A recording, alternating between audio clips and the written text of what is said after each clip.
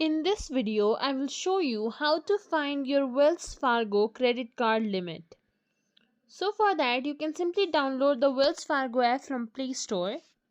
From there, log into your account, select your credit card, and from there you can view your credit limit. Another way is simply open Chrome or any web browser. In the search bar, search for Wells Fargo, then click on this URL. Now in the top right corner, you can see menu. Right beside it, there is this sign on button. Click on it. From here, put in your username and your password, then click on sign on.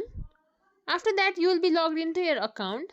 Once you're logged into your account, you can select your credit card there. Once you click on the particular credit card, you can see your credit limit and your available credit. Or one more way to find it out is to simply look at your monthly statement. There you can locate the credit limit written in the top right hand corner. Or the last way to find out your credit limit is to simply call their customer service and ask them.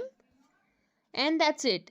That's how you can find out your Wells Fargo credit card limit. If you think this video is helpful, please like, share, subscribe to our channel and leave us a comment down below. Thank you for watching.